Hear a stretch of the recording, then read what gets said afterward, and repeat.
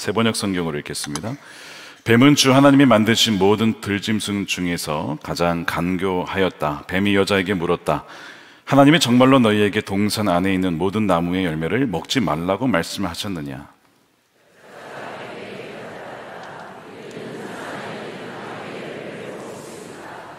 그러나 하나님은 동산 한가운데 있는 나무의 열매는 먹지도 말고 만지지도 말라고 하셨다. 어기면 우리가 죽는다고 하셨다.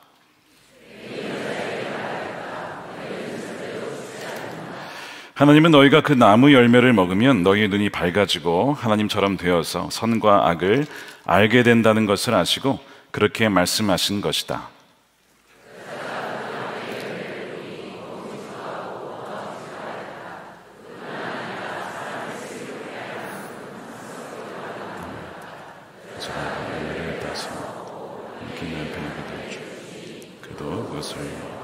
요한복음 6장 26절입니다. 예수께서 그들에게 대답하셨다. 내가 진정으로 너희에게 말한다. 너희가 나를 찾는 것은 표징을 보았기 때문이 아니라 빵을 먹고 배가 불렀기 때문이다.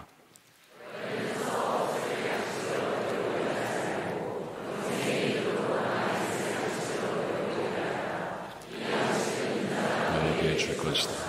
아버지 하나님께서 인자를 인정하셨기 때문이다. 35절입니다. 예수께서 그들에게 말씀하셨다. 내가 생명의 빵이다. 내게로 오는 사람은 결코 줄이지 아니할 것이요 나를 믿는 사람은 다시는 목마르지 않을 것이다.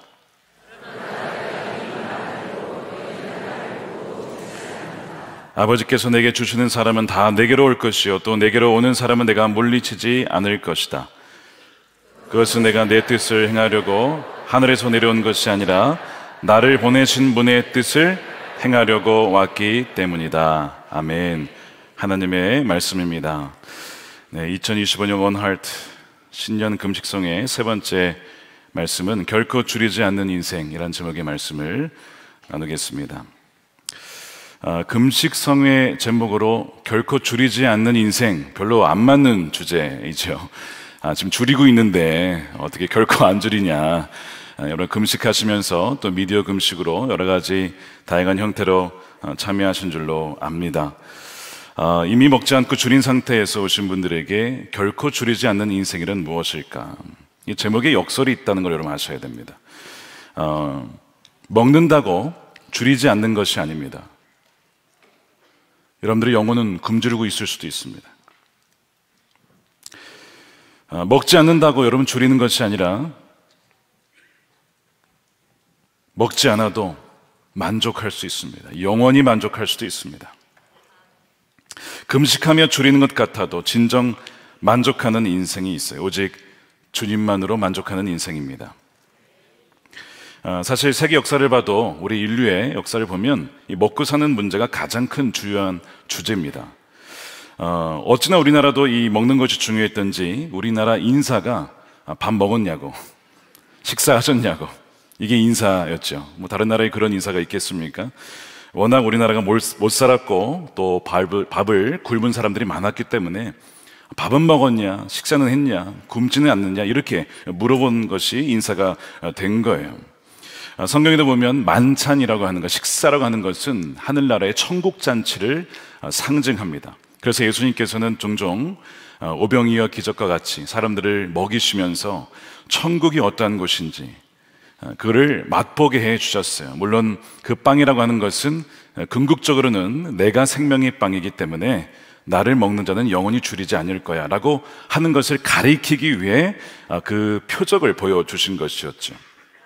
그러나 사람들은 그것을 잘 알아듣지를 못했습니다. 그저 먹고 사는 거에만 집중을 했습니다. 여러분 오늘 이 자리에 먹고 사는 문제로 오신 분들이 있을 거예요. 이런 중요한 이슈고 경제적인 문제, 우리가 해결해야 될 문제입니다. 그러나 더 중요한 것이 있어요. 바로 주님만으로 만족하고 주의 말씀으로 사는 삶입니다. 만일 그것을 알지 못한 채 단지 먹고 사는 문제, 경제의 문제에만 매달린다면 바로 그것이 썩어 없어질 빵을 쫓다가 망하는 인생이 된다는 것이에요. 저는 기도하기를 어느 누구도 썩을 빵을 쫓다가 죽는 인생이 아무도 없게 되기를 축복합니다. 그래서 이 음식이 굉장히 우리에게 육신의 필요를 채워주고 영양분을 공급하기 때문에 먹지 않고 살 수 있는 사람은 아무도 없습니다, 사실. 그래서 음식이 중요한 거예요, 사실. 그렇지만 이 음식이라는 것이 하나님께서 우리에게 주신 좋은 것이고 또한 다양한 요리를 맛보면서 즐길 수 있게 해주시는 아주 귀한 선물인데, 항상 하나님이 주시는 선물은 우리가 그것이 과할 때, 혹은 그것을 주님보다 더 기뻐하고 즐거워하고 의존할 때에 항상 그 선물은 뭐가 됩니까? 여러분, 우상이 되고 맙니다. 즉, 여러분, 음식도 우상이 될 수 있어요. 우리의 이 식탐도 결국에는 우상이 될 수 있는 겁니다. 그래서 우리의 식욕이 자연스러운 거긴 하지만, 없어서는 안 될 욕구이지만, 우리의 배가, 그러니까 우리의 위장이 하나님이 될 수 있다는 겁니다. 그래서 누군가의 배가 그들의 신이라고 성경에는 이렇게 말씀하고 있지 않습니까? 그러니까 우리가 이것을 통해 점검해 봐야 돼요. 우리가 식욕을 절제하지 못하는 것이 하나님을 거스를 수 있다는 것.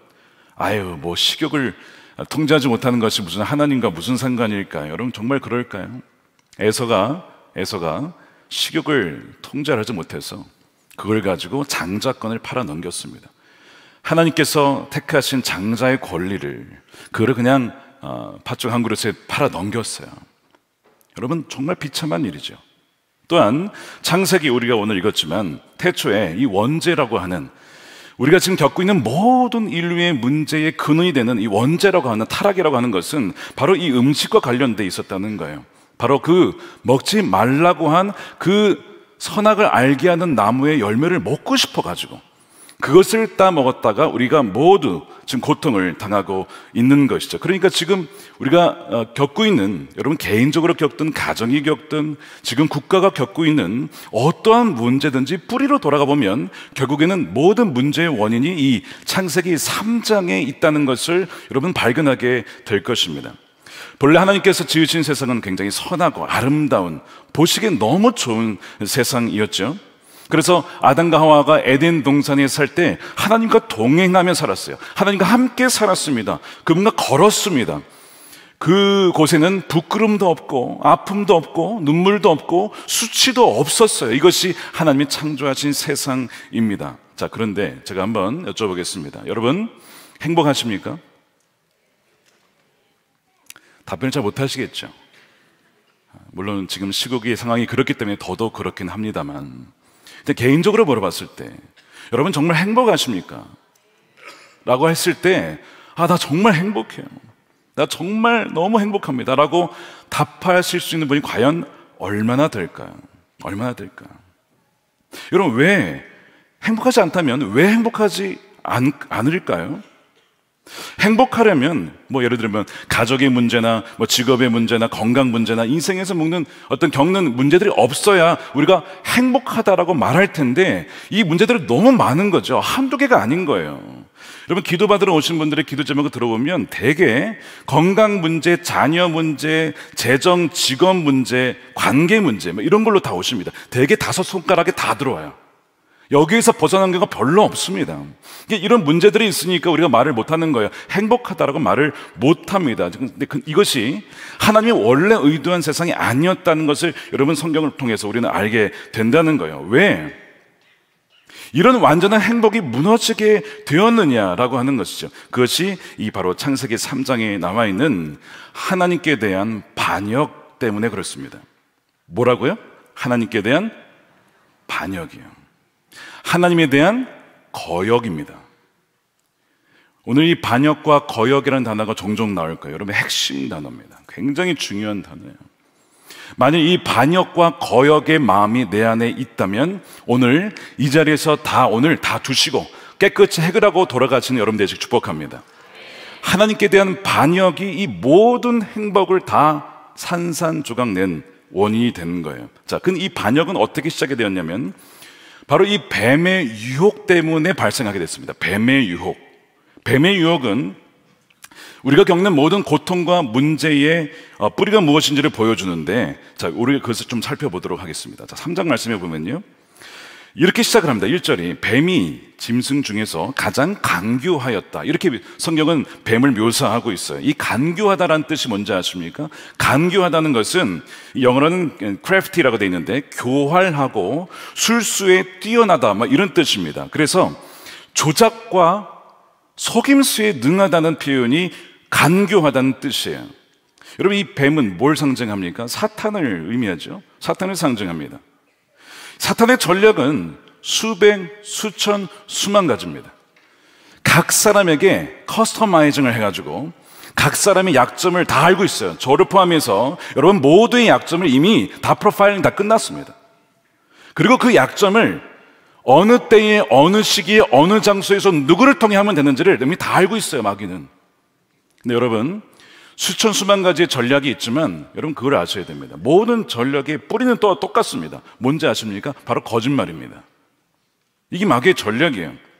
그래서 이 악마라고 하는 단어, 이 디아볼로스 헬라어인데 무슨 의미냐면 속임 속은 거짓말쟁이라고 하는 이런 뜻이에요. 그래서 이 거짓의 아비라고 했잖아요, 사실은. 그러니까 거짓을 낳은 아비가 사탄이에요. 사탄이 우리를 다루는 방법은 지적인 영역에서, 우리의 마음의 정신적인 영역에서 우리를 거짓말로 속이는 겁니다. 사탄은 사람들을 거짓으로 속여서 컨트롤합니다. 통제합니다. 여러분 기억하셔야 돼요.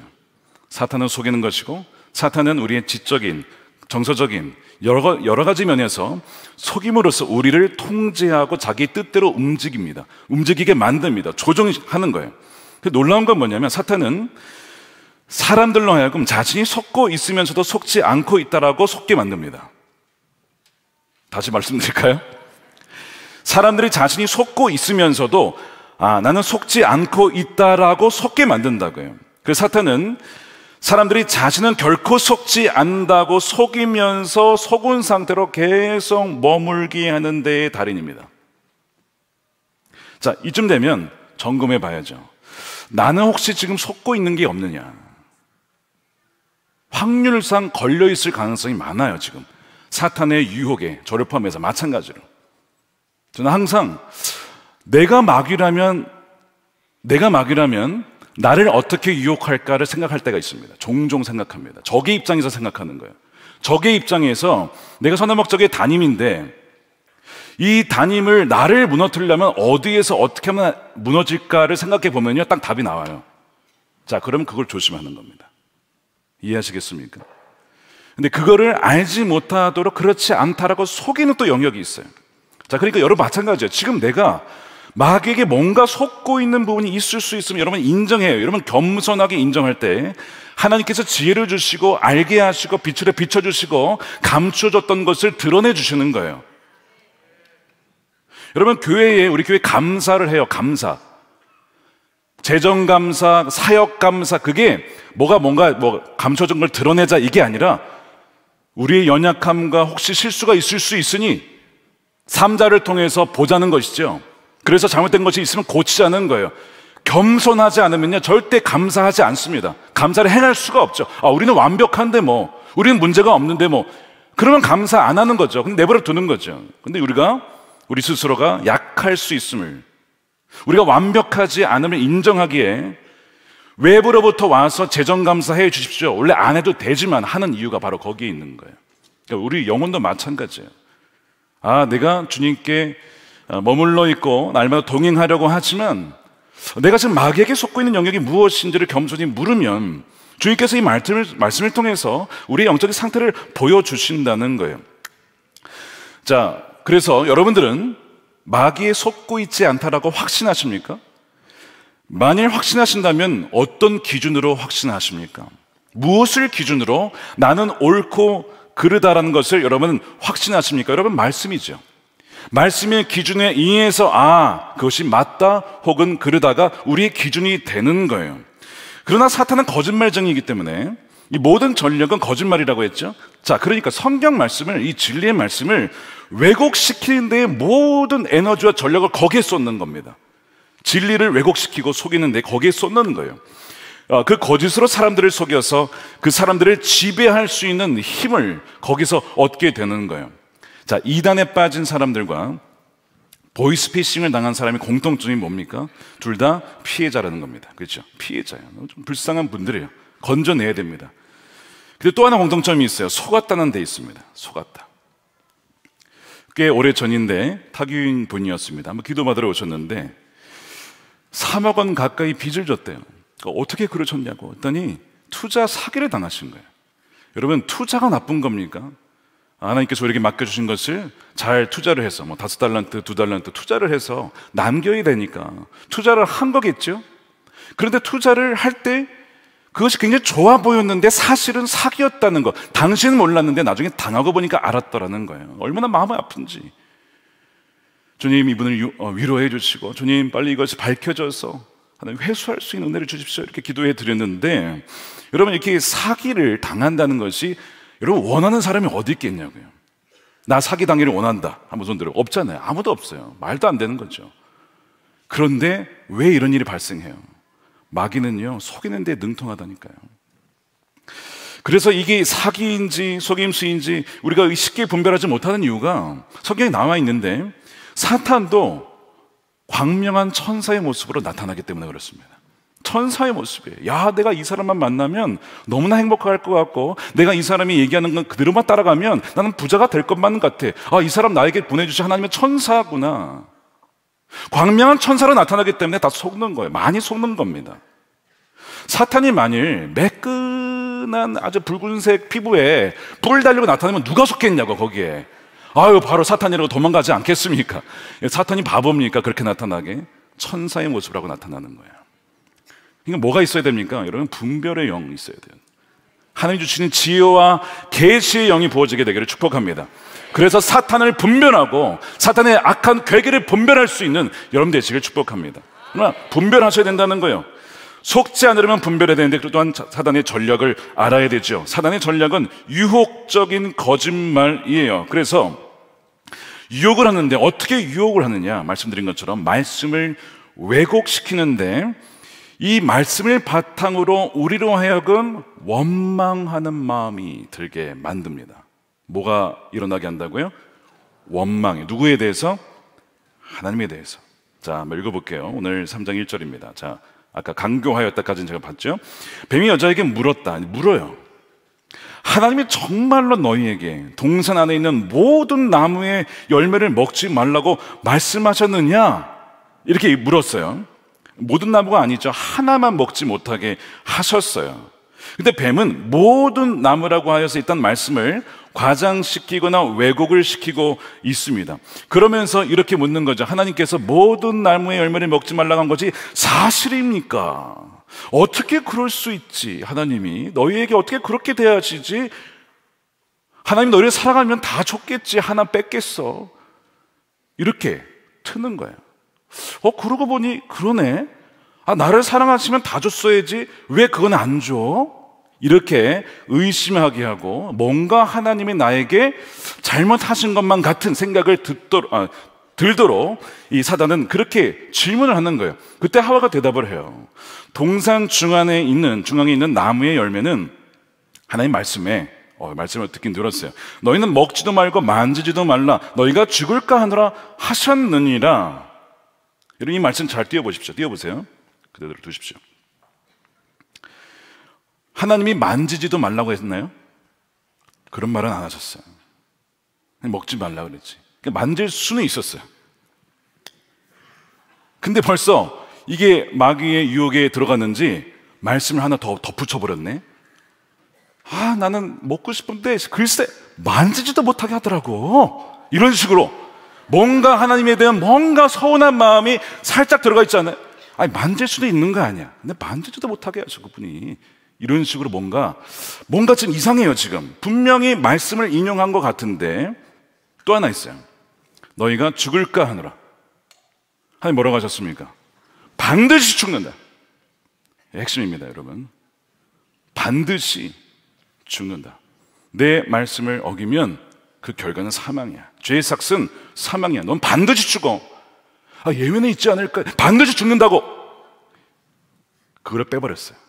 죽을까 하느라. 이게 벌써 지금 마귀의 컨트롤을 당하고 있어요. 벌써 세뇌를 당하고 있는 거예요, 지금 마귀에 의해서. 그래서 17절에 먹으면 반드시 죽는다고 했는데 반드시가 빠지고 죽을 거 하나로 바뀌고 서서히 지금 이 하와의 이 지성이, 그의 마음이 잠식을 당하고 있습니다. 여전히 물론 80% 이상은 하나님의 말씀을 갖고 있기는 하지만 왜곡이 되기 시작했어요. 뱀은 지금 하와에게 이렇게 말하고 있는 것이죠. 너 선악을 알게 하는 그 과실을 먹을 자격이 있어. 너 자격이 있어. 그런데 너 봐라, 너 하나님 먹지 말라고 했지? 너 어떻게 하나님을 그러실 수 있지? 너 하나님, 그런 하나님 신뢰할 수 있겠어? 너 나이쯤 되면 지금 이 정도는 가져야 되고, 이 정도 재산은 있어야 되고, 이 정도 포지션은 올라가 있어야 되고, 너 친구들 봐, 친구들. 너 친구랑 너랑 비교해 보라고. 너의 지금 위치를 보면서 하나님은 널 사랑한다고 할 수 있겠냐고. 지금 마귀가 이렇게 유혹하고 있는 거예요. 너 그래도 말씀 그대로 살래? 너 그래도 말씀 순종하며 살 거야? 너만 손해인 거야. 교묘하지 않습니까? 마귀가 얼마나 지능적으로 각 사람의 취약점을 알고 아주 논리적으로, 아주 그럴듯하게 매혹적으로 다가오고 있는 거예요. 지금 뱀이 파고들고 있는 것은 무엇이냐면 우리가 스스로 정하는 게 있어요. 이런 겁니다. 내가 뭘 가져야 되고, 내가 지금쯤 어디에 있어야 되고, 어느 포지션에 있어야 되고, 뭘 누려야 되고, 지금쯤이면 이 정도는 되어야 된다는 나름대로의 어떤 우리의 인생에 대한 전망이 있어요. 전망이. 너무 자신의 인생에 대해서 우리가 확신하고 있는 경향이 있습니다. 하나님, 저는 이 정도 받을 자격이 있잖아요. 내가 그렇게 고생을 했는데. 그렇지 않습니까? 이런 어떤 생각이 나름대로 있잖아요. 있습니다. 근데 그게 너무 강한 거예요. 너무 확신을 하는 거예요. 뱀이 그거를 알까요? 모를까요? 당연히 압니다. 우리가 무슨 생각하는지 알고 있어요. 우리가 어느 위치에 있는지 다 알고 있어요. 마귀는 딱 갖고 있다가 그거를 딱 공략하는 거예요. 그래서 어떻게 파고드냐면 자기 연민에 빠지게 만듭니다. 자, 뱀의 유혹은 자기 연민에서 와요. 자기 연민은 유혹을 끌어들일 뿐만 아니라 굉장히 유혹에 취약하게 만드는 것이 우리의 자기 연민이라고 하는 겁니다. 자기 연민은 내 신세를 봐라. 내 신세를. 내 인생을 봐라. 이게 뭐냐? 이게 자기 연민이거든요. 내가 이 정도 대우 받아야 되는 내가 지금 뭐냐? 그래서 교만의 쌍둥이라고 그래요. 쌍둥이. 교만이 나는 자녀인데 그 중에 하나가 이 자기 연민. 그러니까 굉장히 이기적이고 교만한 것도 하나의 그거지만 자기 연민도 이 일란성 쌍둥이라는 거예요. 그래서 가지지 못한 거에 대해서 불평하는 것이죠. 그러니까 자기 연민은 감사를 거부하는 겁니다. 하나님, 나에게 이만한 건 많이 주셨잖아요. 너무 감사합니다. 이걸 거부하고 내가 갖지 아니한 그거에 계속 집중하게 만들어서 하나님께 선한 마음을 갖게 하고 원망의 마음을 갖게 하는 것이 이게 뱀의 유혹의 전략이라고요. 그래서 지금 보세요. 동산에 지금 다 모든 열매 다 먹을 수 있다 그랬잖아요. 단 하나 빼고 99.9%를 다 줬잖아요. 근데 왜 0.2% 안 가진 거에 그렇게 집중하게 만들고 내 인생을 봐라. 왜 그렇게 만들게 하냐고요. 사탄은요, 그 틈을 절대로 놓치지 않아요. 사탄은 우리로 하여금 절대 감사 못하게 합니다. 여러분, 아까 그 감사가 아니고 하나님 감사합니다. 그 감사 마귀가 진짜 싫어하는 거예요. 자기 연민을 물리치거든요. 감사는요. 우리에게 주신 것들을 하나님 내 인생에 이렇게 행하셨구나. 하나님은 선하신 분이시죠. 감사를 하게 되면 이 모든 자기 연민이 떠나가고 유혹이 올 수 없는 상황이 만들어지기 때문에 감사하지 못하게 하고 찬양하지 못하게 합니다. 그러니까 여러분, 찬양은 굉장한 능력이 있는 거예요. 왜 마귀가 떠나간 줄 아십니까? 찬양 중에 찬양에 바로 감사의 능력이 있기 때문에 그래요.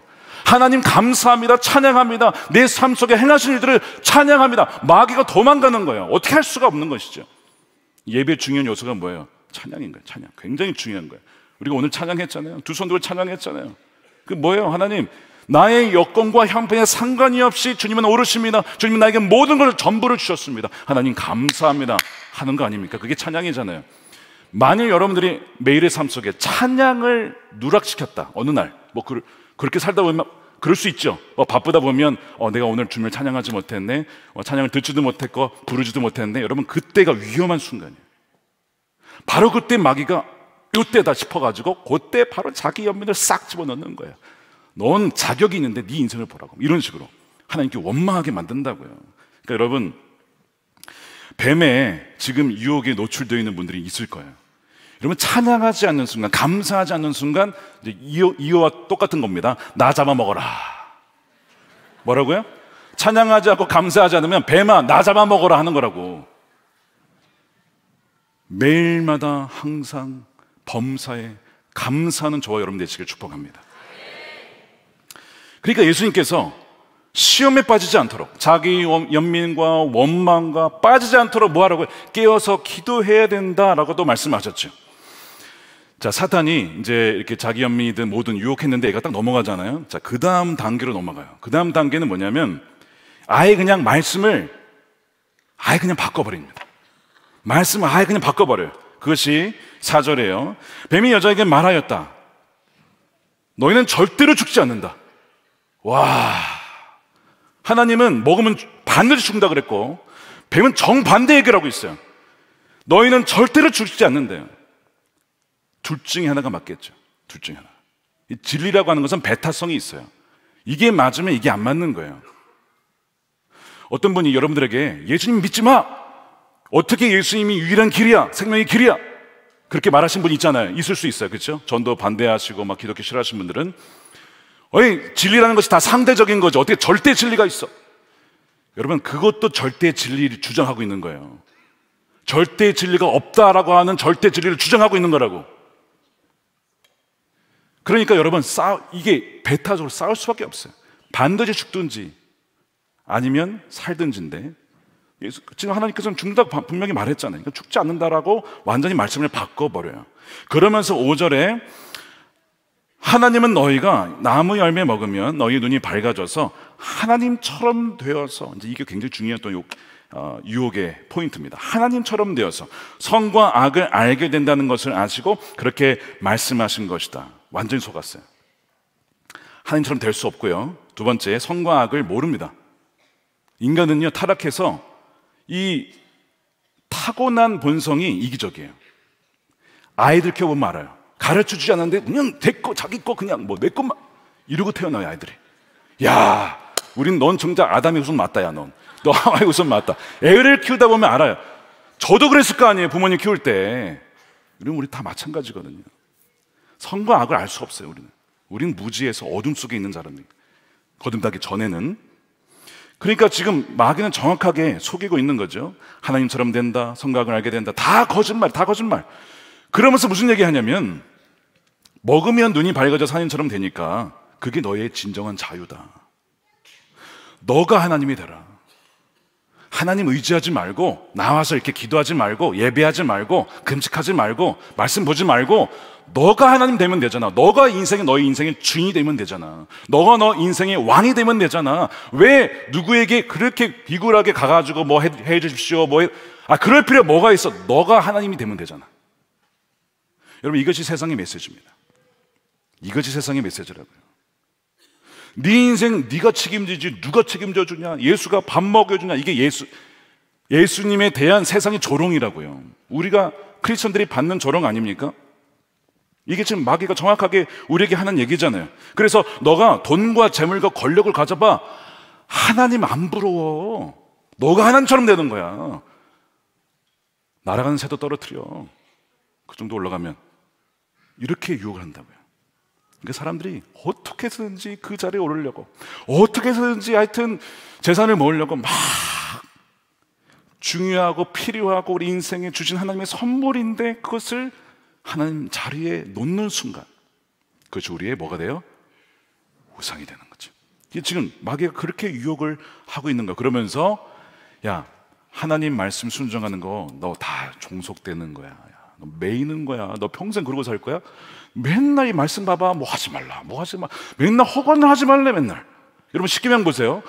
내 앞에 신을 두지 말아라. 우상 만들지 말아라. 거짓말 하지 말아라. 간음하지 말아라. 뭐 탐내지 마라. 맨날 하지 말래. 아예 나 못해 먹겠어. 나 내 마음대로 살 거야.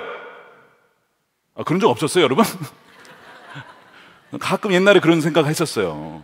뭐 이렇게 하지 말라는 게 많아, 이렇게 율법에. 까다로워. 음식도 뭐 먹지 말래, 뭐 이렇게 막. 하나님은 굉장히 이렇게 막 매개하시는 분이신가 보다, 이런 생각을 한 적이 있었는데, 여러분, 다 이것이 마귀의 속삭임이죠. 답답하니까 너의 무한한 잠재력을 풀어줘야 돼. 억누르고 있으니까 너 마음대로 말씀을 떠나 살아, 하나님 떠나서 살아. 그게 너의 자유함이야. 너가 내 인생의 주인이 되어야 돼. 여러분, 이게 이 창세기 3장 4절의 저의 주석입니다. 주석. 지금 막 풀어낸 거예요. 이해되시죠? 많은 이들을 지금도 속이고 있어. 이걸로 수많은 다음 세대와 젊은이들과 기성세대를 포함해서 지금도 여기에 지금 다 속고 있어요.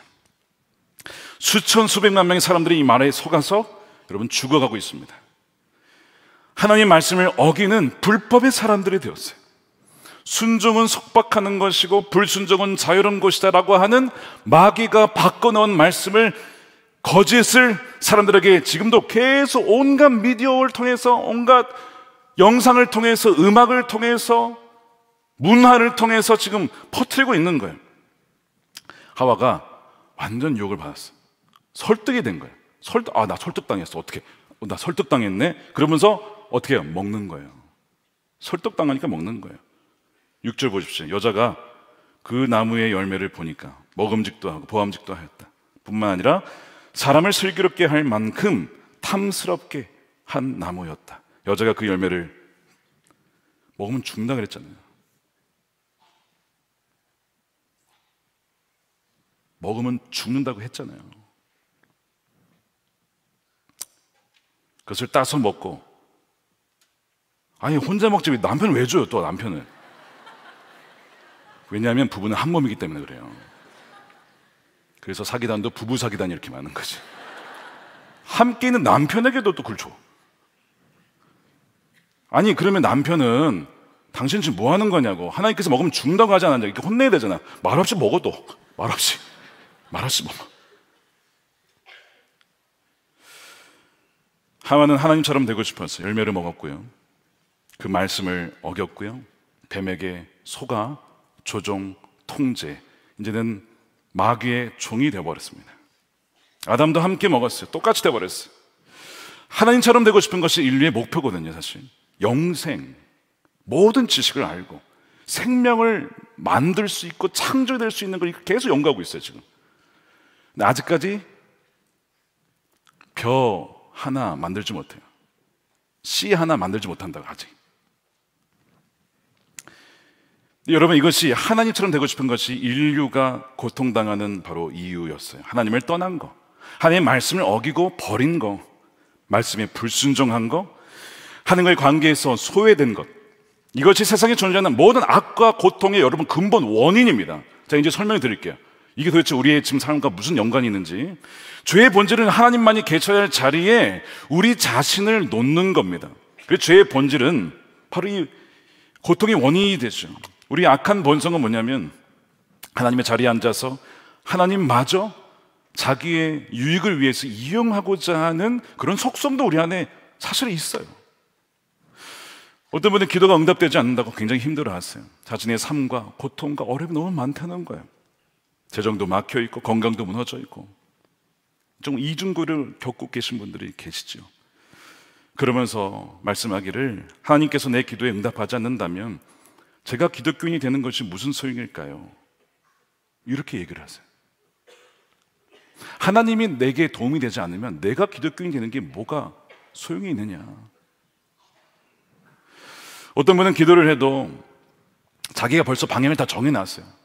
하나님, 제가 이렇게 돼야 되고 이렇게 되고 저렇게 돼야 되는데 하나님 왜 응답 안 해주세요? 말이 요청이지 사실 본인이 왕의 자리에 다 앉아 있는 거죠. 직장에 가고 학교에 가고 어느 위치에 가서 어느 때 이렇게 되는 것은 누가 정한 겁니까? 내가 정한 거죠. 구체적으로 기도하는 것이 중요한데 여러분 주의하셔야 됩니다. 하나님의 자리에서 내가 미리 다 정한 거 아닐까요? 누가 왕입니까? 오랫동안 기도해도 응답이 안 된다는 분이 계셨어요. 직장이 안 되고 건강이 좋지 않았어요. 이야기를 듣다 보니까 마음에 느껴지는 것이 있었어요. 저에게 직장의 문제도 건강의 문제도 근본 원인이 아니었습니다. 주님이 그분의 왕이 아니었어요. 본인이 다 어젠다를 정해놨어요. 그리고 주님이 좀 도와달래요. 주님은 그분의 종이셨습니다. 목사님, 제 인생은 이러저러해야 되는데 그렇지 못합니다. 하나님께 기도하지만 응답이 없습니다. 왜 그럴까요? 제가 물었습니다. 하나님께서, 주님께서, 우리 성도님이 진짜 왕이십니까? 그렇게 가르칠 수도 있고 인도해 줄 수도 있지만 그렇게 하지 않는다고 해도 받아들이시겠습니까? 하나님이 정반대의 방향으로 인도해 주셔도 여전히 주님이 나의 주님이라고 그렇게 받아들이시겠습니까? 이게 쉽지가 않은 거예요. 내가 주님의 자리에 앉아 있는 것이죠. 제가 그랬어요. 주님이 원하시는 것은 다른 게 아니라 바로 성도님입니다. 성도님을 원하십니다. 성도님을 온전히 소유하기를 원하십니다. 저를 비롯해서 우리가 이 하와 같은 상태, 하나님처럼 되고자 하는 말씀의 자리에 떠나서 그런 것은 아닌지 돌아봐야 돼요. 말씀을 알긴 아는데 우리가 부분적으로만 순종할 때가 참 너무나 많아요. 그래서 유혹이 굉장히 취약한 상태에 있습니다. 왜 사탄이 아담이 아니라, 여러분 질문 잘 생각해 보세요. 아담이 아니라 왜 하와에게 왔을까요? 하와는요, 아담으로부터 말씀을 전해 들었어요. 창세기 2장 17절에 하나님 말씀하신 선과 악을 알게 하는 나무의 열매만은 먹어서는 안 된다. 그것을 먹는 날에는 너는 반드시 죽는다. 여기서 너는 누구예요? 아담이에요. 아담에게 얘기해 주셨어요. 자, 그 다음에 하와가 창조가 돼요. 즉 하와는 직접 듣지를 못했죠. 누구에게 전해 들은 겁니까? 아담에게 전해 들은 거예요.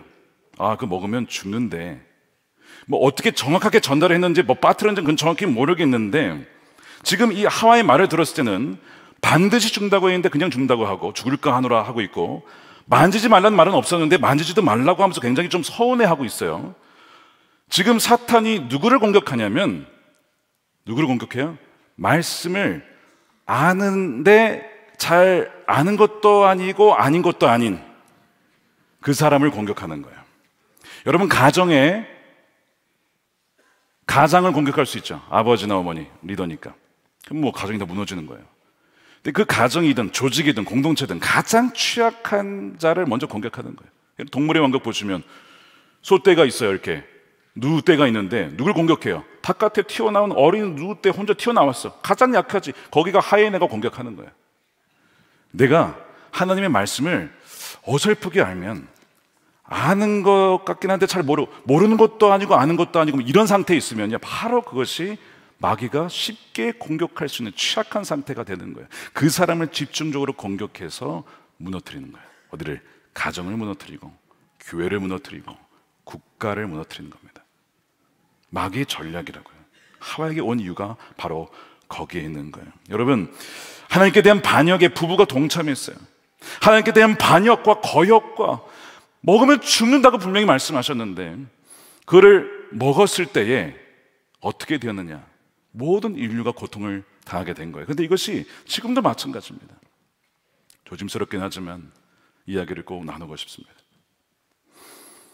지난 주일에 있었던 이 무안공항 사태 조사가 지금 진행되고 있어요. 미국에서도 와서 합동조사단이 원인을 파악하고 있어요. 오자마자 콘크리트 그 언덕, 그 둔덕으로 갔답니다. 바로. 왜 그게 거기에 있냐 이거야. 활주로에 있어서는 안 될 콘크리트 구조물이 왜 거기에 있냐. 바로 거기서 조사를 하더래요. 오늘 기사에 나왔는데 무안국제공항에서 지난해 초까지 이어진 이 콘크리트 둔덕 강화 공사가 설계업체의 잘못된 설계를 한국공항공사 그대로 받아들였답니다. 그러면서 이제 뉴스에 나왔는데 원래 2020년에, 그러니까 사고로부터 한 4년 전이죠, 본래 설계 지침이 이거였대요.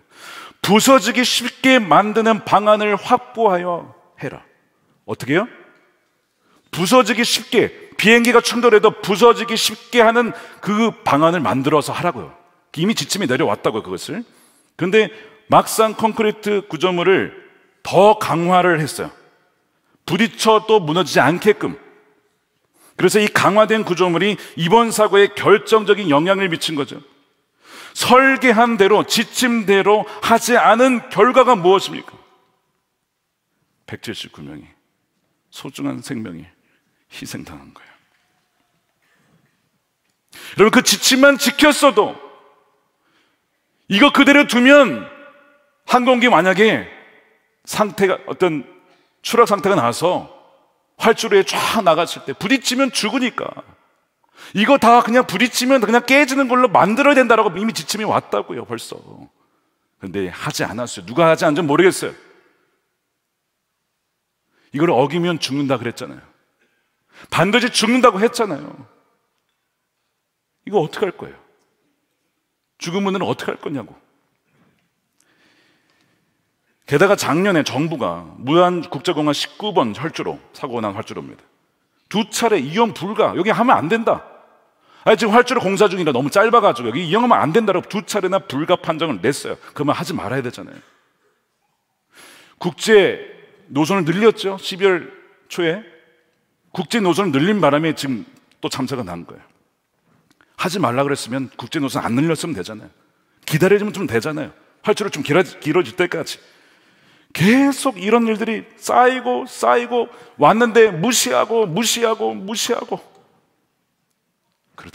그러다가 그 소중한 생명이 죽은 거예요. 여러분, 이 너무나 가슴 아픈 이 사건이 우리에게도 벌어질 수 있어요. 우리에게 벌어진다는 얘기는 뭐 정말 이런 사고가 또 벌어진다는 것이 아니라 우리가 하나님의 말씀을 뭐라 그랬어요? 어기면 죽는다 그랬죠. 근데 우리는 이것을 별로 대수롭게 여기지 않아요. 제가 이민교회를 섬기다가 왔어요. 참 어려운 교회였습니다. 계속 싸움이 있었던 교회였어요. 성도들이 서로 싸우고 목회자와 성도가 싸우고 서로 용서하라, 화합하라, 기도해라, 품어주라. 말씀이 많잖아요. 내가 너희를 죄인 되었을 때 사랑한 것처럼 그렇게 해라. 그런 게 없어요. 막 싸운 거예요. 자, 불법을 행했어요. 자, 그럼 결과가 뭡니까? 죽는다 그랬죠? 어떻게 된지 아십니까? 자녀들이 그걸 다 봤어요. 어린 자녀들이 다 봤다고, 그 교회의 상황을. 제가 가서 이 다음 세가 너무 안 됐어요. 이 사실 집단 트라우마를 당한 거예요. 아이들은 말은 잘 안 하지만 집단 트라우마를 당했어. 이 아이들을 어떻게 해서든 말씀으로 회복시키려고, 거듭나게 하려고 제가 얼마나 노력했는지 몰라요. 감사하게도 그 중에는 주님을 만나고 회심한 친구도 있었지만 죄송합니다, 대다수는 그렇지 못했어요. 대다수는. 그것이 너무 마음이 아파요. 너무 마음이 아파요. 그 사태에 대한 고스란한 피해가 누구에게 갔어요? 다음 세대에게 간 거예요. 다음 세대에게. 주님, 이 아이들은 어떡하냐? 목회자의 권위가 이미 다 무너졌어요. 목회자의 권위가 다 무너졌다고. 무슨 말을 듣겠냐고. 목회자가 새로 와도 이미 봤는데 그거를. 하나님 안 계시네. 하나님 계시면 이렇게 싸울 수 없죠. 어제 박병 목사 얘기하셨잖아요. 똑같은 일이 있었다니까요. 하나님 안 계시네. 계시면 하나님을 두려워해서라도 그렇게 하진 않았겠지. 근데 아이들이요, 어려 보여도 다 안다니까요. 전 지금도 기도하기를, 하나님 그들의 마음의 아픈 상처를 치유해 주시기를 원합니다. 오늘 말씀과 똑같잖아요. 창세기 3장 말씀이 뭐라고요? 너희가 먹으면 반드시 죽는다라고 경고했어요. 메시지가 너무 단순해요. 명확합니다. 순종하지 않으면 죽는다예요. 그러니까 우리는 지금 굉장히 치열한 영적 전쟁을 치르고 있는 것이죠. 진리와 거짓과 빛과 어둠의 치열한 싸움이 24시간 360일 계속 벌어지고 있어요. 우리 개인과 가정과 교회와 공동체와 국가와 세계적으로 계속 이 싸움이, 이 치열한 영적 싸움이 벌어지고 있다고요. 사탄은요, 계속해서 유혹과 속임수로 사람들의 삶을 속이고 파멸시킵니다. 그래서 지금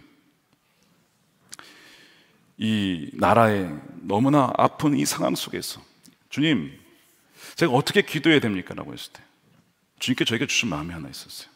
지금 이 나라를 다스리고 있는 악한 영의 정체 중에 하나가 거역의 영이다. 거역의 영. 하나님의 말씀에 순종하지 않게 하는 거역의 영이 사로잡고 있다. 그래서 자녀가 부모에게 거역하고 상사에게 거역하고, 마치 아담과 하와가 하나님 말씀 무시하고 받았던 것처럼 똑같은 거역의 역사가 계속 일어난다는 거예요. 여러분, 이 영적인 문제입니다. 이 3장의 문제가 그대로 벌어질 수 있는 것이죠. 최초의 저는 먹는 것에서 시작했어요. 말씀을 제대로 듣지 못했기 때문이죠. 그래서 하나님 뭐라고 하셨냐면 이스라엘아 들으라라고 말씀하시죠. 신명기 6장 4절 말씀 보십시오. 우리 함께 보겠습니다. 시작. 이스라엘아 들으라. 우리 하나님 여호와는 오직 유일한 여호와시니 너는 마음을 다하고 뜻을 다하고 힘을 다하여 내 하나님 여호와를 사랑하라. 오늘 내가 내게 명하는 이 말씀을 너는 마음에 새기고 너의 자녀에게 부지런히 가르치며. 자, 이 말씀해 보십시오.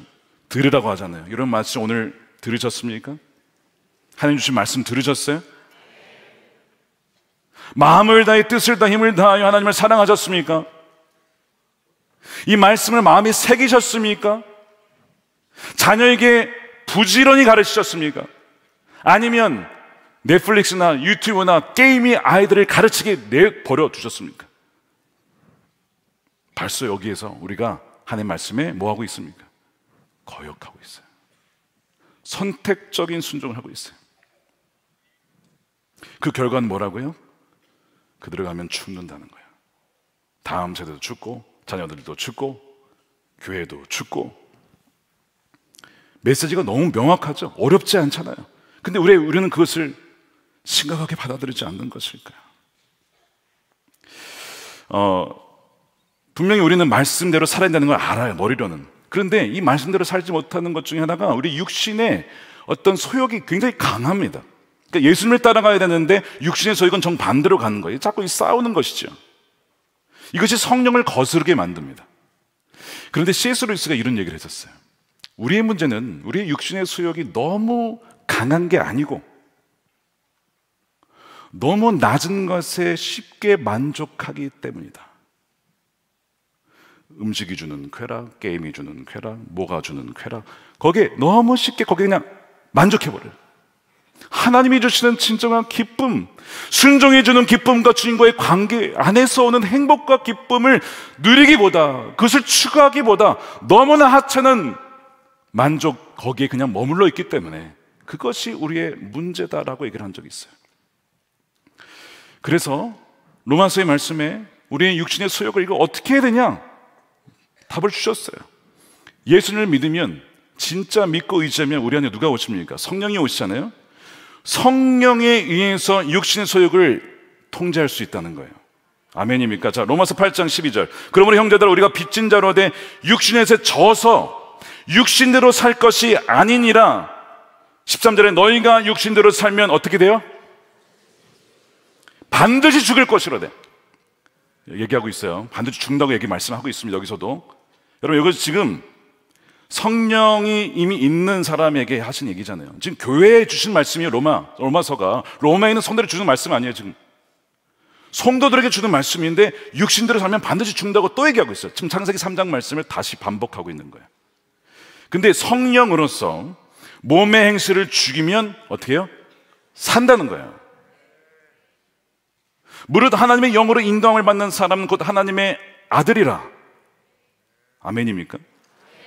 하나님의 성령, 즉 영으로 인도함을 받는 사람이 진짜 하나님의 아들이라는 거예요. 단지 입술로 주여 주여 하는 자만 하나님의 아들이 아니라 그렇지 않고 진짜 순종하느냐, 그걸 통해서 우리는 하나님의 자녀인지를 알 수 있다는 것이죠.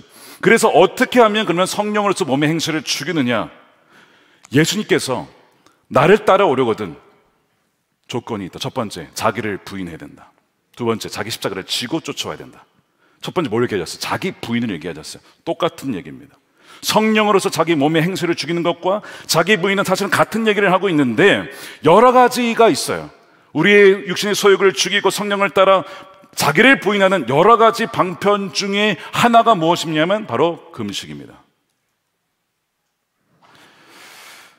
초기 감리교들, 존 웨슬리를 비롯한 초기 감리교들이 영국 전체를 바꿔놨어요. 완전히. 그 몇 명이 나중에 부흥해가지고 영국을 바꾸고 미국까지 다 바꿔놨잖아요. 근데 그때 어떻게 그렇게 부흥의 역사가 일어났냐 했을 때 존 웨슬리가 5가지 은혜의 수단, 하나님의 은혜가 임하는 통로 5가지를 얘기했어요. 첫 번째가 뭔지 아십니까? 기도입니다. 두 번째가 하나님의 말씀을 연구하고 묵상하는 거예요. 그것이 두 번째예요. 세 번째가 성만찬입니다. 그래서 성만찬 옛날에는 1년에 몇 번 이렇게 했는데 자주 성찬을 받으라는 거예요. 나는 성찬받은 사람입니다. 하나님의 영으로 성찬을 받은 사람입니다. 성만찬이 세 번째. 네 번째가 금식이에요. 다섯 번째가 소그룹, 우리로 얘기하면 속회입니다. 이 다섯 가지가 은혜를 받는 수단이라고. 이 다섯 가지를 최대한 활용해야 된다는 거예요. 그래야만 우리가 육신 소욕을 이기고 하나님의 인도함을 받고 성령을 따라 살아가게 된다는 거예요. 자, 그런데 지금 오늘날 마귀가 가장 우리로 하여금 어떤 굉장히 무시하게 만드는 영역이 뭐냐면 바로 이 금식의 영역입니다. 이 네 번째를 거의 삭제해버렸어요. 이 금식은요, 육신의 소욕을 죽일 뿐만 아니라 성령에 민감하게 만들고 하나님 마음을 더 가까이 느끼게 돼요. 그러니까 여러분 금식하면서 기도하면서 말씀을 읽잖아요. 여러분 아버지의 마음을 느끼게 되고 애통하는 마음을 느끼게 됩니다. 이것이 금식의 역할이에요. 그분의 의도를 파악하게 만들고 하나님 아버지의 뜻을, 그 애통한 마음을 느끼게 만들어요. 그런데 음식이 우상이 되면 금식과 기도를 거부하고 저항합니다. 이게 서로 이렇게 부딪히게 되어 있는 거예요. 그래서 여러분 한 끼라도 굶어보시면 어떻습니까? 배가 막 죽을 것 같다 그러죠. 나 죽을 것만 같아. 음식을 넣어줘. 막 그러잖아요. 우리가 그렇게 음식에 의존을 한다는 것이죠. 귀신의 세력들이요, 금식이 영적 싸움에 있어서 굉장한 강력한 무기가 된다는 것을 너무나 잘 알아요. 그래서 이 폭발력이 있는 무기를 사용하지 못하게 하라고 계속 먹는 거에만 예속되게 만듭니다. 여러분 세례 요한 보십시오. 성령이 사로잡혔던 사람이에요. 그의 금식 생활 때문에 굉장한 공격을 당했습니다. 세례 요한의 시대에 대적의 영이 똑같이 지금도 마찬가지지만 그때에도 완전 지배를 하고 있었죠. 예수님이 세례 요한에 뭐라고 얘기했냐면, 평가하기를 천국은, 그러니까 세례 요한 때부터 천국은 침노를 당하고 침노하는 자는 빼앗는다. 세례 요한을 얘기한 거예요. 천국을 침노하고 빼앗는 자, 이 세례 요한과 같이 막 칭찬을 하셨어요. 세례 요한은 선지자들의 말씀에 회개하라 말씀에도 반응하지도 않고 뭐 그런가 보다 하고 넘어가고, 그게 너무 마음이 아팠던 것이죠. 왜 세례 요한이 금식을 했을까요? 춤춰야 할 때 춤추지 않고, 또한 슬퍼할 때 가슴을 치며 회개하지 않는 이 세대에 대하여서 너무 마음이 아팠던 거예요. 자, 예수님이 오셨어요. 직접 볼 수 있게, 만질 수 있게 오셨어요. 어린 양이라고 했어요. 자기는 알아봤어요. 근데 사람들이 반응이 어때요? 쟤 뭐야? 예수래. 아유, 걔는 뭐 나사렛 뭐 시골에서 자랐잖아. 이런 식으로 그분을 무시하고. 그러니까 세례 요한이 마음이 어땠어요? 너무 마음이 아픈 거야. 이들에 가면 어떻게 되는 거예요? 다 지옥 가는 겁니다. 여러분, 지옥 가는 그 영혼들을 향하여서 너무 애통하니까 그가 뭐 한 거예요? 금식한 거예요. 자, 보십시오. 마태복음 11장 18절에 요한이 와서 먹지도 않고 마시지도 아니하며 그들이 말하기를 귀신 들렸다. 여러분, 누가 귀신 들린 거예요? 세례 요한이 들린 겁니까? 그 사람이 들린 겁니까? 누가 정상이에요? 누가 비정상이에요? 지금 비정상이 정상을 향하여서 귀신 들렸다고 하는 거 아니에요, 지금. 세례 요한이 정상이잖아요. 세례 요한이 주님을 알아봤잖아요. 세례 요한이 길을 예배했잖아요. 근데 사람들이 알아보지 못했어. 그 안타까운 상황에, 자, 그러다가 너희들 다 죽어라 하지 않고, 하나님 너무 마음이 아픕니다. 금식하며 주의 길을 예배한다고 하지만 주님, 저들이 저렇게 다 멸망의 길로 가고 있습니다. 세례 요한은요, 비정상적인 상황에 결코 만족한 사람이 아니었습니다. 영적인 상태에 마음 아파했어요. 어제 한 어머니가 기도받으러 오셨는데 막 그렇게 막 우시는 거야. 막 무슨 일이냐 했더니 딸이 그렇게 주님을 떠나서 기도받으려 하지도 않고, 그것 때문에 너무 마음 아파서 엄마가 막 난리가 났어요. 여러분, 이게 어머니의 마음이잖아요. 이게 하나님의 마음이거든요, 사실. 여러분, 사실 여러분 주위에 죽어가는 분들이 계시죠. 가족 중에, 부모님 중에, 친척 중에, 친구 중에 예수님 안 먹고 죽어간 분이 있잖아요. 우리가 정말 금식하며 주의 마음을 느낀다면요, 그럼 밥이 넘어갑니까? 안 넘어가는 거예요. 그 영혼만 생각하면 하나님 그 영혼 어찌하시렵니까?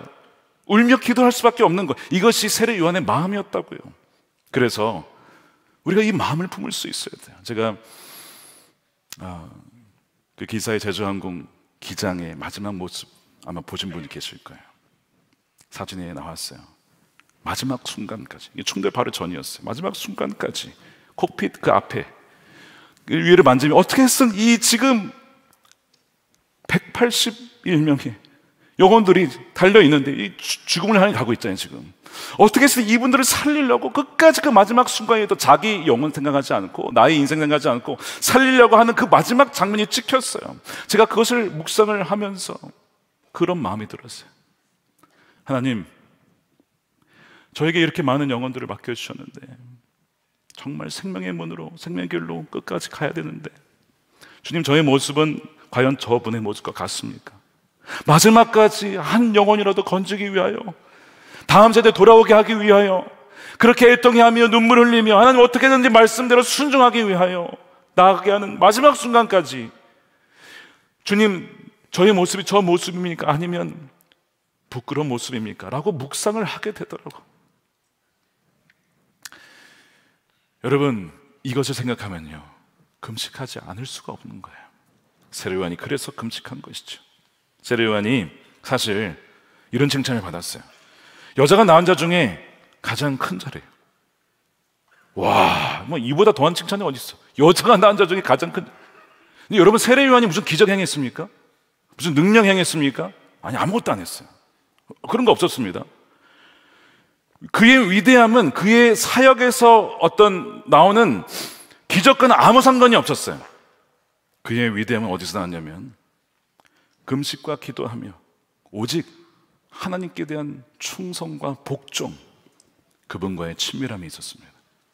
어떻게 해서든지 하나님 말씀에 순종하여 회개하라 전하면 돌에 맞아 죽든지, 사람들이 뭐 조롱하면 미쳤다, 귀신 들렸다 하든지, 그 말씀에 순종해서 기도하고 말씀 전하고 금식하며 그 순종하는 그것을 보시고 여자가 낳은 자 중에 이보다 더한 자가 없다, 주님은 칭찬하셨던 것이죠. 그래서 교회 역사를 보면 이 금식과 기도가 왕성할 때는 부흥했지만 이것이 쇠퇴할 때는 똑같이 교회도 쇠퇴했습니다. 사도행전 13장에 이 교회, 안디옥 교회가 금식하며 기도할 때 뭐가 열립니까? 세계 선교의 문이 열리잖아요. 1차 선교 여행이 시작이 되잖아요. 영적 돌파구 열리잖아요. 여러분, 막혀계십니까? 뭔가 관계가 답답하십니까? 하나님과의 관계가 예전만치 않으십니까? 여러분, 금식하셔야 됩니다. 복음을 전하는 이 돌파구가 어디서 나오느냐? 기도에서 나오는데 그 기도를 더 강화시키고 하나님의 뜻대로 나가게 하는 것이 바로 금식이라는 거예요. 역사의 노선을 바꾼 것이 바로 이 금식 기도였다는 거예요. 그래서 그 기도를 통해 2세기 반 만에 기독교는 로마 제국의 주요 종교가 되었지. 신약성경 27권 중에 13권이 바울 서신서인데 바로 역사적인 금식 기도, 이 안디옥 교회에서 했던 금식 기도의 열매, 선교사역의 산물이 바로 성경입니다. 개신교 교회가 세워진 것이 우리나라 1884년이에요. 100년 후에 3만 개가 넘게 되었습니다. 평균 매해 300개의 교회가 우리나라에 세워진 거예요. 엄청난 역사죠. 바로 우리나라에 뭐가 있었습니까? 기도, 금식. 옛날에는 뭐 그냥 밥 먹듯이 금식하셨죠. 밥 먹듯이 금식 뭐죠? 하여튼 그냥 뭐 틈만 나면 하여튼 계속 금식하면서 기도했어요. 기도원 열풍이 일어났잖아요. 그렇죠? 기도원, 금식 기도원하고 막 기도했잖아요. 근데 여러분 보세요. 지금 한국교회 쇠퇴한다 그러잖아요. 뭐가 사라졌어요 지금? 금식과 기도가 사라지고 있어요. 동시에 가잖아요. 같이 갑니다. 한 교단의 통계 10년간 1057개 교회가 폐쇄를 했답니다. 우리가 은혜의 수단을 간과하고 무시하고 하나님께 굶주려 있기보다는 육신의 배에 더 굶주려 있는 동안 우리의 영혼은 서서히 말라가는 거예요. 그래서 금식은 영혼을 살찌게 하는 겁니다. 기억하십시오. 금식은 우리 영혼을 풍요하게 만드는 거예요. 제2차 대각성 운동에 경험했던 조나단 에드워즈가 부흥이 일어나고 있는 그 현장 속에서 1742년이었습니다. 이 부흥이 온 세계로 흘러가기 위해서 어떻게 하면 좋지? 기도하다가 그가 요청한 것이 금식이었어요. 이런 얘기를 했습니다. 시대 상황이 사역자들의 성령 충만을 간절히 요구하고 있습니다. 우리는 그것을 얻기까지 쉬지 말아야 합니다. 그렇게 하려면 누구보다도 사역자들이 은밀한 금식기도는 물론 함께 금식기도 자주 해야 합니다. 같은 지역의 사역자들이 자주 함께 모여 며칠씩 간절히 금식기도하면서 하늘에서 공급하실 특별한 은혜를 간구해야 합니다. 오늘 우리에게 그것이 필요합니다. 내 생각에 이 시대에 이 나라에 사는 하나님의 사람들은 금식과 기도를 지금보다 3배는 더 해야 합니다. 이것이 부흥의 현장 속에서 조나단 에드워즈가 요청했던 기도와 금식에 대한 요청이었어요. 지금도 마찬가지 아닙니까? 지금도 우리가 더 깨어서 기도할 때 아닙니까? 예수님께서 야, 금식을 해야 되냐 말아야 되냐라고 하지 않고 너희가 금식할 때 금식을 당연히 가정을 하고 얘기를 하셨어요. 마가복음 2장 20절이죠. 함께 읽어보겠습니다. 시작. 그러나 신랑을 빼앗길 날이 이르리니 그날에는 금식할 것이니라. 금식할 것이니라. 신랑을 빼앗긴 날이 언제입니까? 지금이에요. 아니 목사님, 주님이 우리 함께 계시는데 왜 신랑을 빼앗겼다 하십니까? 물론 성령으로 우리 안에 와 계시죠, 주님이. 그런데 그분은 성령이시고 그분은 보증으로 와 계신 분이라고 말씀하셨어요. 자, 고린도후서 5장 5절에 이것을 우리에게 이르게 하시고 보증으로 성령을 주셨어요. 여러분, 보증금이 뭐죠? 보증금을 내면 내 거는 맞는데 아직 내 건 아닌 거예요. 주님이 오셨지만 아직 완전히 오신 건 아니에요. 이 상태입니다. 우리가 지금 정확하게. 주님은 어디 계십니까? 그러면 하나님 보좌 우편에 앉아 계시죠. 부활하신 주님은 아직 재림하지 않으셨다고요. 재림하셨다고 하면 바로 그것이 이단인 거예요. 내가 재림한 예수다. 여러분, 이단들이 다 그렇게 하는 거예요. 몰래 왔다는 거예요. 안 오셨어요. 아직 복음이 다 전파되지 않았거든요. 그러니까 주님이 아직 오시지 않았고 신랑을 빼앗긴 상황에서 주님 뭐라고 하신 거예요? 너희는 그때 금식하는 시기다.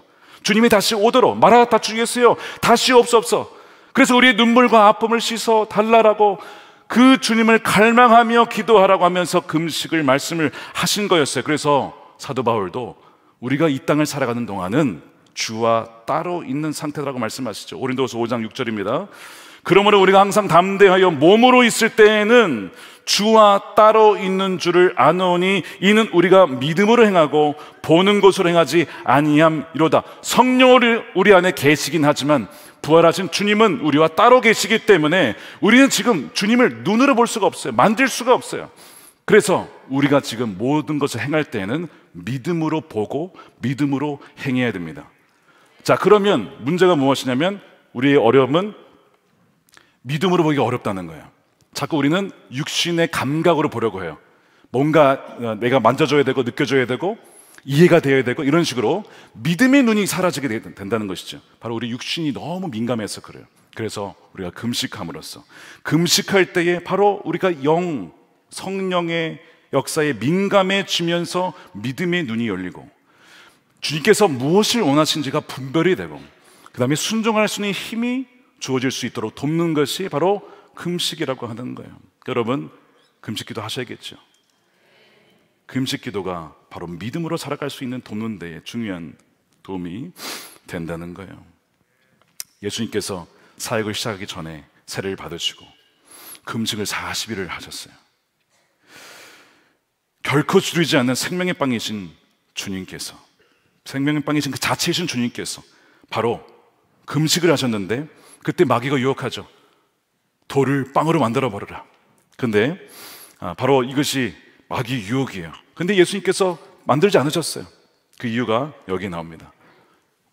사람이 떡으로만 살 것이 아니라 뭐라고 되어 있죠? 마태복음 4장 4절인데 우리 함께 읽겠습니다. 시작. 예수께서 대답하셨다. 성경에 기록하기를 사람이 빵으로만 살 것이 아니라 하나님의 입에서 나오는 모든 말씀으로 살 것이다. 하나님의 말씀으로 살아가기 위하여 육신의 수욕을 금식으로 눌러놓고 내려놓고 하나님의 말씀대로 살아갈 수 있는 것을 이미 우리에게 보여주셨어요. 주님이 금식하셨다면 우리도 마찬가지로 성령의 수욕을 따라가려면 그렇게 순종해 나가야 된다는 거예요. 바로 성령께서 여러분들에게 마음을 주시면 여러분 하실 수가 있습니다. 내가 하려고 하면 힘들어요. 근데 성령께서 금식해야 된다. 마음을 주시잖아요. 안 힘들어요. 별로. 밥을 먹어야 되나 싶어요. 밥 생각이 싹 사라져요. 말씀과 기도로 주님과 교제하는 시간이 너무 좋아서 밥 먹는 시간도 잊어버린다니까. 그 은혜를 누리게 된 여러분 되시길 축복합니다. 여러분, 어제 우리 박보영 목사님 말씀하셨는데 신명기 10장 13절에 우리가 행복하기 위하여서 뭘 줬다고 말씀하셨냐면 보십시오. 당신들이 행복하게 살도록 내가 오늘 당신들에게 명하는 주 당신들의 하나님의 명령과 규례를 지키는 일이 아니겠습니까? 하나님의 말씀이 뭐 때문에 주어졌다고요? 저와 여러분의 행복을 위하여. 자, 그러면 왜 행복하지 않습니까?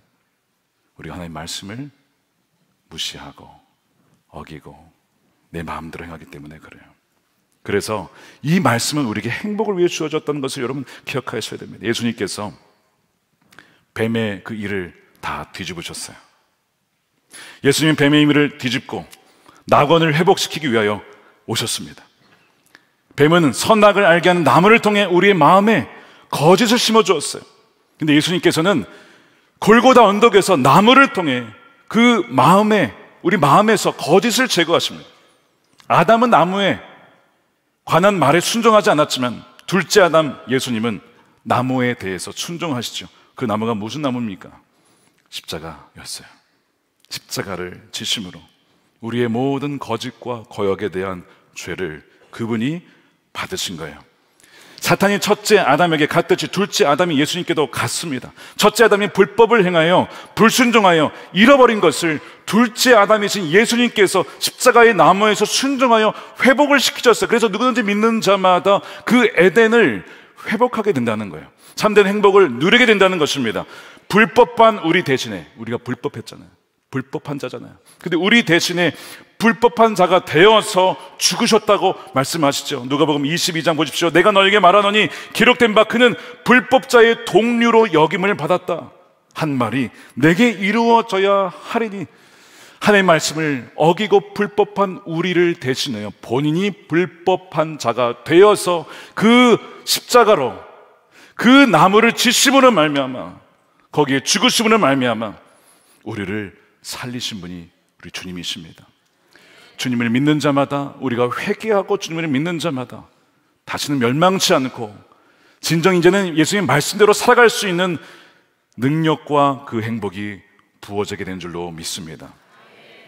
그래서 우리의 행복은 첫째 아담에 의해서 상실되었지만 둘째 아담으로만 회복이 되는 거예요. 그분을 생명의 빵으로 모시고 그분을 말씀을 순종해 나아갈 때에 우리에게 진정한 행복이 오게 된다는 거예요. 예수님께서 우리에게 말씀하시기를 너희는 썩어 없어질 양식을 위해서 이러지 말아라 말씀하셨어요. 대신에 요한복음 6장 27절에 보니까 영생에 이르도록 남아있는 양식을 얻으려고 일하여라.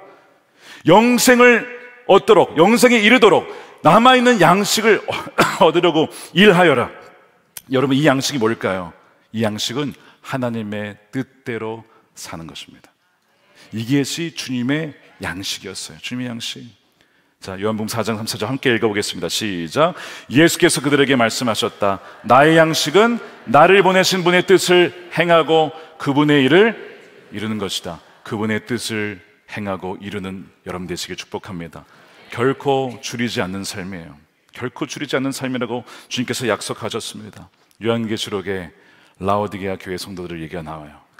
너희가 차지도 않고 뜨겁지도 않고 미지근하다, 내가 너희를 토해줄 수밖에 없다라고 하면서도 그 다음에 뭐라고 하시냐면 내가 사랑한 자를 책망한다, 내가 사랑한 자를 징계한다 라고 하면서 볼지어다 라고 하시죠. 계시록 3장 20절입니다. 보아라, 내가 문 밖에 서서 문을 두드리고 있다. 누구든지 내 음성을 듣고 문을 열면 나는 그에게 들어가서 그와 함께 먹고 나와 함께 먹을 것이다. 뭘 먹겠다는 거예요? 뭐가 안 나왔어요. 뭘 먹겠다는 얘기가 없어요. 그렇죠? 뭘 먹겠다는 거예요? 하나님의 뜻을 행하도록, 우리가 하나님의 뜻을 행하고 이루는 것이 나의 양식이라고 했잖아요. 우리가 지금까지는 그냥 차지도 않고 뜨겁지도 않고 이런 미지근한 상태로 있었지만 내가 너로 들어가서 이제는 너로 하여금 성령으로 말미암아 하나님의 뜻대로 살아갈 수 있도록 만들 거야. 그것이 내 양식인데 나도 먹고 너도 먹고 그리하여 영원히 굶주리지 않는 삶을 내가 너에게 줄 거야 라고 약속하시는 거예요. 이것이 이 라오디게아에게 주신 말씀이었는데 이것이 오늘 우리에게 그대로 이루어지게 되기를 축복합니다. 마지막 마무리하면서 그 제주항공 기장님께서 너무 감사하게 마지막에 동체 착륙을 참 잘하셨어요. 정말 안정적으로, 야, 동체 착륙을 이렇게까지 잘할 수 있을까 싶을 정도로 최선을 다했어요. 콕핏에서 마지막 순간까지도 최대한 피해를 줄여보고자 하는 그 장면이 포착이 되었다고 말씀을 드렸는데 그 기장의 형의 편지가 소개가 되었습니다. 이렇게 썼어요. 형이 동생에게 쓰는 거예요. 우리 왔다. 외로이 사투를 벌였을 것을 생각하니 마음이 너무 아프다. 너는 이미 너무나 훌륭했고 충분히 잘했어. 이제 따뜻한 곳에서 행복했으면 좋겠다. 고마웠고 미안하다. 형이 동생에게 한 말입니다. 저는 이 부분을 묵상을 하게 되었어요. 아까 말씀드린 것처럼 제가 마지막에 주 앞에 섰을 때에 주님께서는 뭐라고 하실까? 잘했다. 잘했다. 착하고 충성된 내 총아, 참 잘했다. 넌 충분히 잘했다. 라고 그렇게 말씀해 주실까? 여러분 한번 생각해 보세요. 여러분들이 주님 앞에 섰을 때에 그날이 옵니다. 그날이 와요.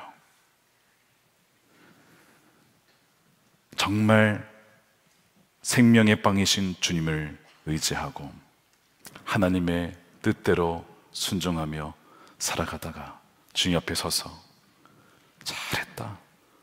내가 너의 인생으로 인하여서 참 기뻤다. 너의 존재로 인해서 너무나 기뻤다라고 우리 모두를 그렇게 맞이해주는 그 놀라운 은혜가 한 명도 빠짐없이 모두에게 부어지게 되기를 주님의 이름으로 축원드립니다.